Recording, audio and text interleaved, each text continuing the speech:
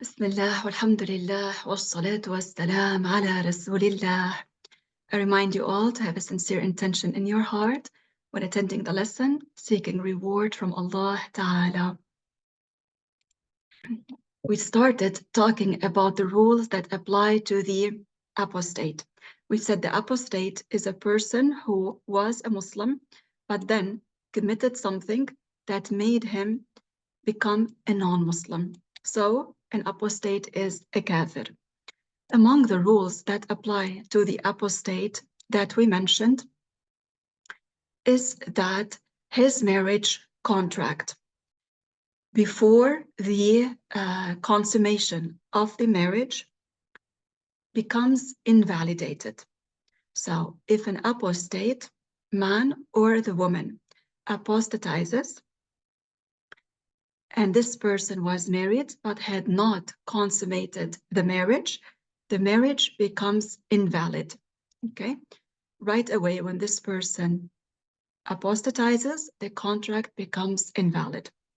This pertains to the person who had not yet consummated the marriage, meaning had not yet had sexual intercourse with the spouse.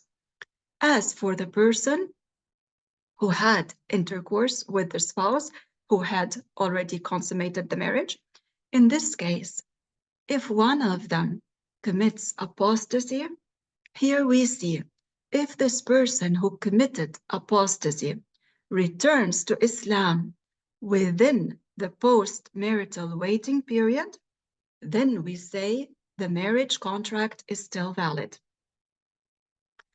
If this person who committed the apostasy does not return to Islam before the post-marital waiting period is over, then the marriage contract becomes invalid. The marriage contract is invalid.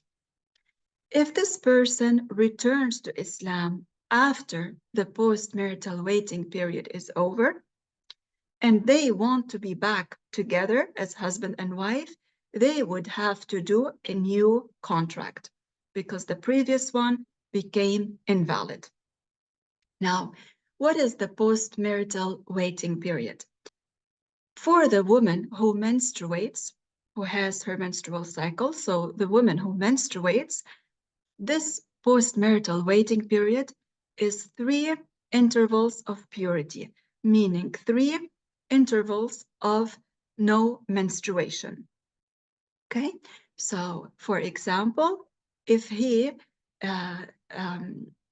the person, for example, divorced his wife and she was in an interval of purity, she did not have her period, this counts as 1. So when this interval is over, she has her period. After that, she has her second interval of purity, no menses. Then she has her period. After that, she has her third interval of purity, no menses. Then she has her period. When she has her period and this third interval of purity is over, it means her postmarital waiting period is over. This pertains to the female who has her menses, who is menstruating.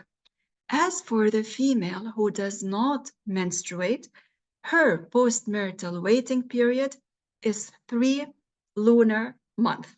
We say 3 lunar months, and as you know, the lunar month is either 29 or 30 days. So, regarding the female who does not menstruate, her postmarital waiting period is 3 lunar months.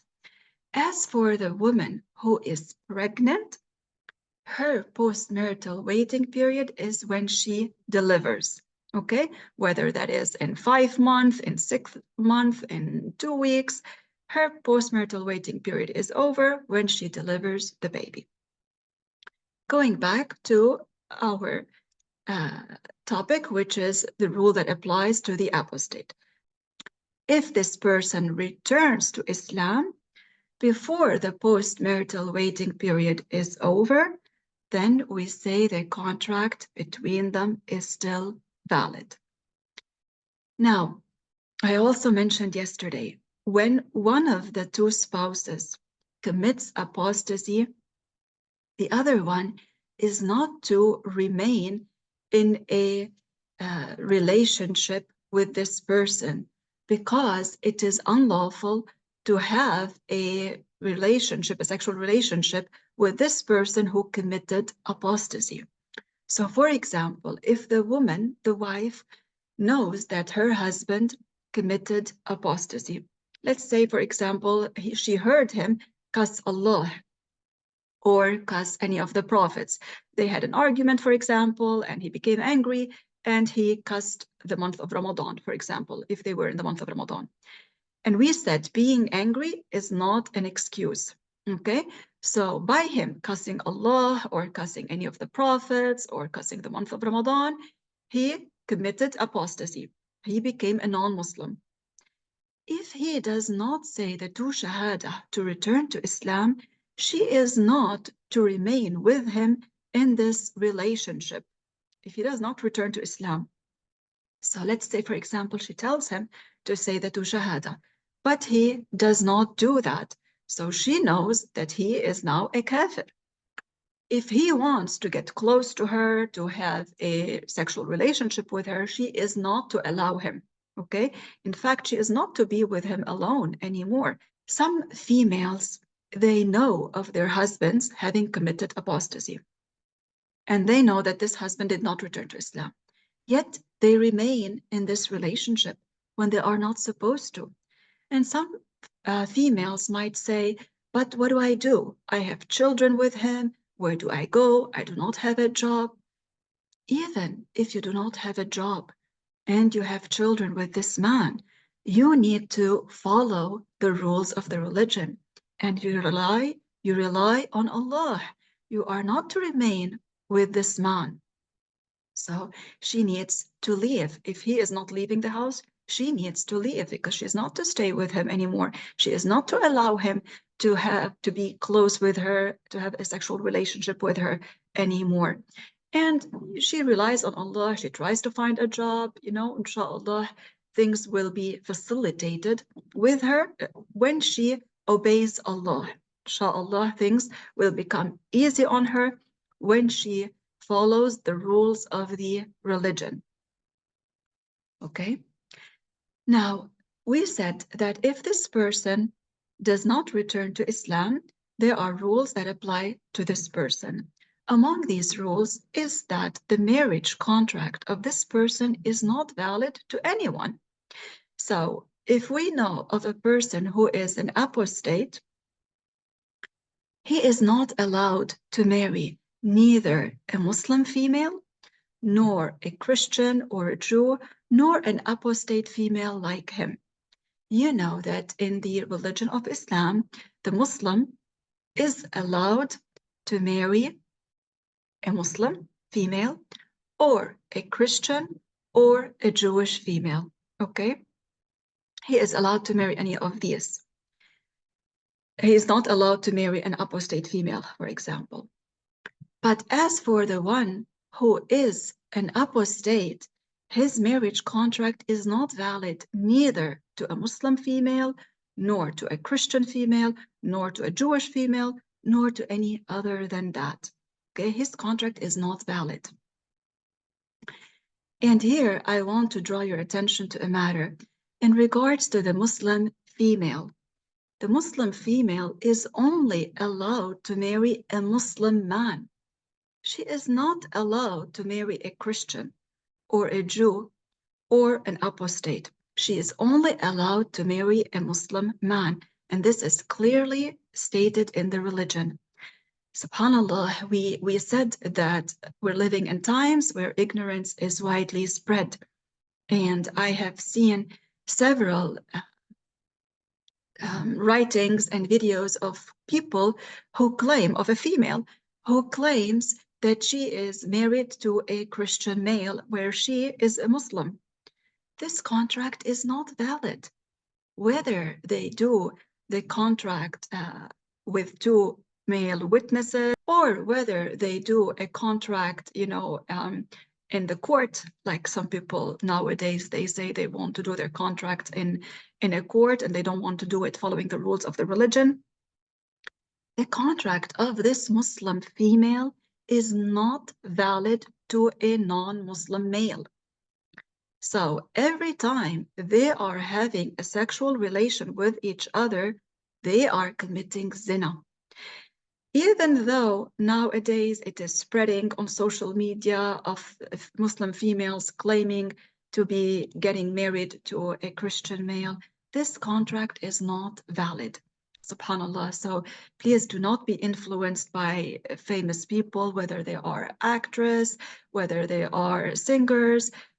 The rules of the religion are what we ought to follow at all times and not follow trends on social media. You know, sometimes some people, they put on social media a picture, they put a picture of a crescent and next to it a picture of a cross, and they write in between them plus, and they write at the end equals a heart. Subhanallah, they are trying to misguide people in various ways. We said the believer is not equal to the non-believer. So the Muslim female is only allowed to marry a Muslim man.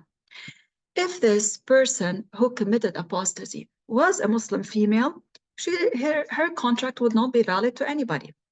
Okay, she has to return to Islam. And likewise, if this person who committed apostasy was a male, his contract is not valid to anyone. He has to return to Islam.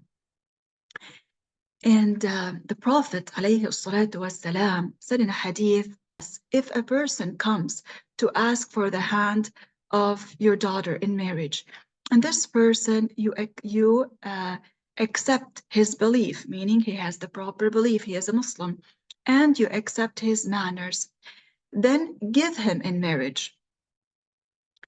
Here, the Prophet ﷺ in this hadith specified, and he said among these two matters, a person whom you accept his belief, meaning he has the proper belief. The Prophet ﷺ did not say in this hadith, if a person comes to you and you accept his looks, or you accept his financial status, or his degree at the university. He did not say any of that. He said, if you accept his belief. And you know, many parents nowadays, when a prospective husband comes asking for their daughter's hand, many of them, they look at his financial status. Who is he? Who is his family, his lineage? Is he from a famous family, known people? What do they own? Does he have a house? Do they own particular stores? Subhanallah. And they neglect to look at this person's belief, to talk to him, to find out, does he have the correct belief in Allah and his messenger? This is a person whom you want to give your daughter to. You want to give her to someone, as they say, to put her in good hands, somebody who will take care of her, who follows the rules of the religion. Eventually, they might have children together. You want your grandchildren to be raised following the belief of Islam. So this father really needs to ask about him to know, does he have the correct belief in Allah and his messenger? Or does he resemble God to his creation? Or does he follow some people nowadays who claim to be sheikhs, but in reality, they have a belief that contradicts Islam, be it because they resemble God to his creation by claiming that Allah is a body, or that Allah resides in the sky, or who deny the predestination of Allah. And there are such people nowadays who deny the predestination of Allah. There are people nowadays who claim that only the good is predestined by Allah and not the bad. And this belief contradicts Islam. This is kufr. For in Islam, we believe that both good and bad are predestined by Allah Ta'ala. However, Allah orders us to do the good and forbids us from committing the bad. But both are predestined by Allah. So we should be careful, because there are nowadays some people who teach other than that. So this father really needs to know, who is this prospective man? What kind of a belief does he have? Does he have the proper belief in Allah and his messenger or not? Before looking at, his financial status, his family lineage, what they own, etc. First, we follow what the Prophet ﷺ said. And the Prophet ﷺ said, if you accept the belief of this person, meaning if you accept the belief of this prospective male who's coming to ask for the hand of your daughter, meaning this person has the proper belief, so you accept it. If not, then no, you do not accept this man for your daughter. Okay, among the rules also that pertain, in this case, if the female knows that her husband committed apostasy and he did not return to Islam, okay? And he did not return to Islam, the postmarital waiting period was over, so the contract is no longer valid between them. If they have children, she tries to take care of them, okay? Because she is the one who has the proper belief, so she tries to take care of them.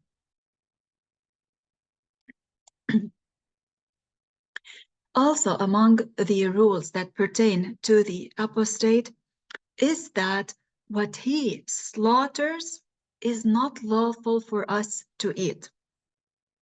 So the Muslim is allowed to eat from what the Muslim slaughters, and also if a Christian slaughters or if a Jew slaughters, we're allowed to eat that. Of course, if it is an animal that is edible to us. So, and if they slaughter, we are allowed to eat it. As for an apostate, we are not allowed to eat from what this person slaughters. So let's say, for example, there is a butcher next to your house and you heard him committing apostasy. You heard him, for example, cuss Allah or cuss the religion of Islam. So you heard him committing apostasy. In this case, you do not buy from him anymore. You do not eat from what this person slaughters anymore. Okay, so then what the apostate slaughters is not lawful for us to eat. And among the rules also that apply to the apostate is that he does not inherit, and he is not inherited. So if, let's say, the father of this apostate died, and we know that this person is an apostate, he does not take from the inheritance of his father because he's an apostate. He does not inherit. Also, if an apostate died, we do not inherit him. For example, his children do not inherit him. So what happens then to his wealth? His wealth is said that it is fay, meaning it goes into the Muslim treasury if there is a sound Muslim treasury, okay? Because he is not inherited. And if he died on apostasy, meaning he died as a kafir, he is not prayed for. We do not pray on a person who we know died as a kafir, okay? Whether he was an apostate or a Christian, we do not pray for that person, even if he was a family member. Please be careful in these matters because some people might feel shy, might say, okay, but what will my family members say if I do not go and participate? No, if you know for sure that this person committed apostasy and died as a kafir, you do not perform the funeral prayer for this person, okay? So the apostate is not prayed for, he is not shrouded, he is not washed, and he is not buried in the Muslim cemetery. Okay, he is not buried in the Muslim graveyard, in the Islamic cemeteries, because these are for Muslims only. And be careful, we do not ask Allah to forgive this person, okay, because Allah Ta'ala does not forgive the one who died upon kufr. And if this person died on apostasy, he died as a kafir. We do not ask Allah to forgive this person. Even if this person was very close to us, whether it was a very close friend or was a family member, we do not ask Allah to forgive this person. We should follow the rules of the religion. We do not contradict the rules of the religion, okay? Subhanallah, nowadays, when some people die, who are known to be kafir, they are known to be kafir, but because they are famous, and when they die, we hear sometimes people who claim to be Muslims say about them that they are a martyr or they ask Allah to forgive them. This is not to be done, okay? If this person died as a kafir, he is not a martyr, and we are not to ask Allah to forgive this person. Now, inshallah ta'ala, we will talk about a section that talks about the obligations and prohibitions on the accountable person. So, every accountable person is obligated to perform all what Allah Ta'ala obligated him with. Remember, we said the accountable person, if he's not a Muslim, first he has to become a Muslim. And now when he is a Muslim, so the accountable person who is a Muslim, he is obligated to perform all what Allah Ta'ala obligated him with. Okay, so to fulfill all the obligations. And one must perform them in the manner which Allah ordered us to do. And that is by satisfying the integrals and the conditions of these deeds. So one has to fulfill the obligations in the proper manner. So when we know there are 5 obligatory prayers, we have to perform them correctly. We don't just, stand up and pray any way we want and say, oh, but my intention is sincere, my intention is to perform the prayer.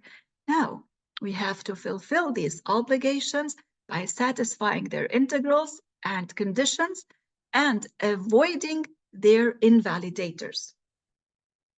At the time of the Prophet ﷺ, there was a companion who wanted to pray. When he finished, the Prophet ﷺ told him, go pray, you did not pray. Even though this man thought that he had prayed, that he had finished. So this man went back and did the same thing. When he finished, he went to the Prophet ﷺ. The Prophet ﷺ told him a second time, go back and pray, you did not pray. This man went and did the same thing again. And afterwards, when he finished, he went to the Prophet ﷺ. The Prophet a third time told him, go pray, you did not pray. And then the man told him, but O Messenger of Allah, I do not know other than this. And then the Prophet ﷺ taught him how to pray.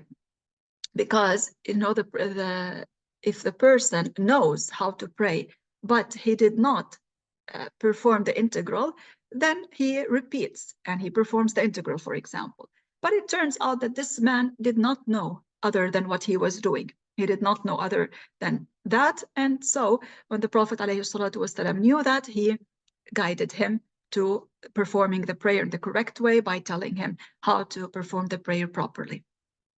What I want to say here is the Prophet ﷺ did not tell him, oh, okay, but your intention was sincere, your intention was to pray, so don't worry about it. No, 3 times he told him, go pray, you did not pray, meaning it was not accepted. If you did not satisfy a condition or an integral, or you did an invalidator, so it was not accepted. So here is a proof that just having a sincere intention when not fulfilling the act of worship properly does not suffice. Just having the sincere intention does not suffice. And nowadays, often we might see people who, whether when they want to perform wudu, ablution, or pray, they do it in such a way that it does not satisfy all the integrals. So we need to guide them. We need to guide them because otherwise it would not be accepted from them. So then the accountable person is obligated to perform what Allah Ta'ala obligated him with, and to do that by fulfilling the integrals and the conditions. and avoiding their invalidators. Also, if someone knows of another person leaving out any of these obligations or performing them incorrectly, one must order the wrongdoer to perform the obligations correctly and force them to do that if able. This is an obligation. If a person is accountable and sees another accountable person performing an obligation incorrectly or leaving it out, this person who is accountable is obligated to order this other one to perform the obligation correctly. Subhanallah, the Prophet ﷺ mentioned in a hadith what means if people left out forbidding the unlawful, Allah might send torture on them, inflict them with torture in this life. And nowadays, many people have neglected forbidding the unlawful, have neglected ordering to do what is good, and have neglected forbidding the unlawful. And if you look around us, we see a lot of calamities happening to non-Muslims and to Muslims. A lot of calamities are inflicted upon Muslims. There are so many hardships that Muslims are going through in many parts of the world. And what the Prophet ﷺ said is correct. And he said, if people leave out forbidding the unlawful, Allah might send torture on them in this life before the hereafter. So this is something that we need to do. We need to order what is good and forbid the unlawful, and not say, but I will only watch what I do and I don't care about what others do. No, I need to see, are my family members who are accountable fulfilling the obligations? Even if they're not my family members, I see somebody else who is accountable and leaving out an obligation or performing it incorrectly, I need to tell them as well, okay? So then we must order the wrongdoer to perform these obligations and force them to do so if able. If not, let's say we are not able to do that. If unable, then one must denounce that wrongdoing in one's heart, okay? When unable to force or order its change, then one must denounce that wrongdoing that is happening in one's heart.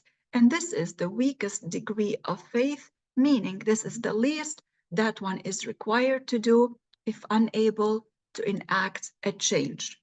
So if I am for some reason unable to order the change of that thing that was happening, of the bad thing that was happening, in this case, the accountable person has to denounce that wrongdoing in one's heart. Okay, so one does not accept that wrongdoing that is happening, so he denounces that in one's heart, and this is the least that one is required.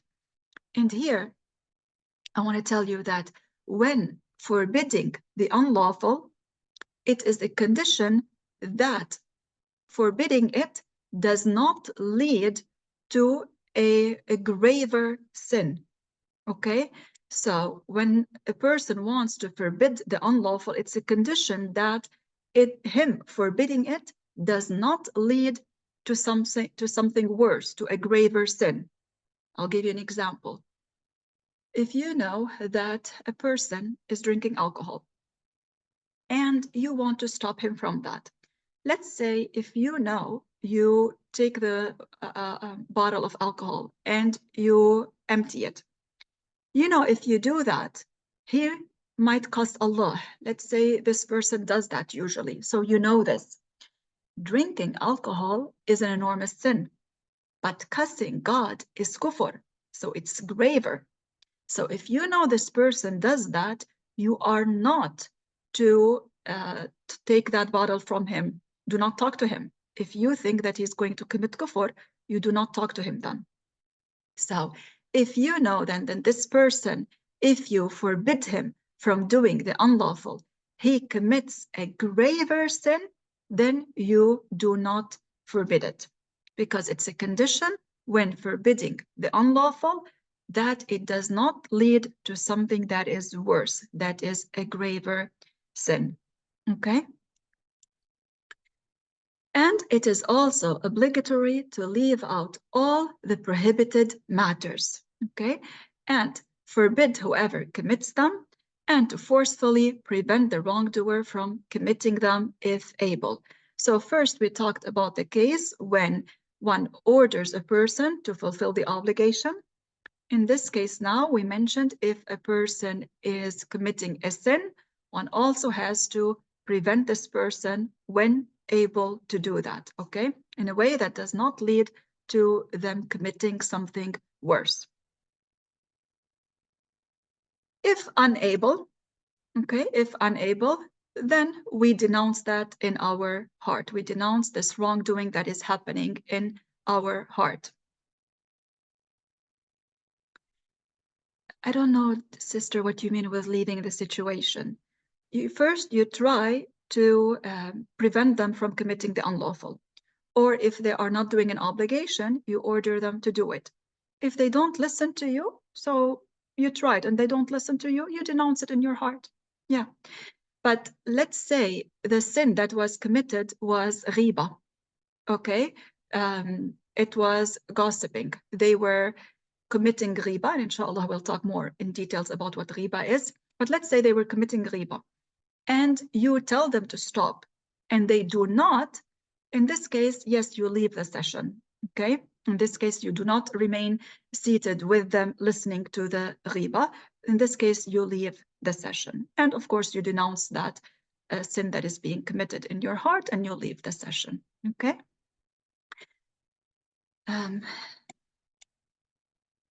The unlawful, the haram, is what Allah Ta'ala threatened its perpetrator with punishment, meaning the one who does it with punishment. Allah threatened the one who does it with punishment and promised its avoider with reward if the person avoids it because he wants to obey Allah. Okay? He doesn't drink alcohol because he wants to obey Allah, and drinking alcohol is forbidden. Not that he doesn't drink alcohol because he doesn't like the taste of it. He doesn't drink it because he wants to obey the orders of Allah. So, inshallah, he is rewarded for not committing that sin. Okay? And Allah Ta'ala knows best. We'll continue with this section, inshallah, tomorrow.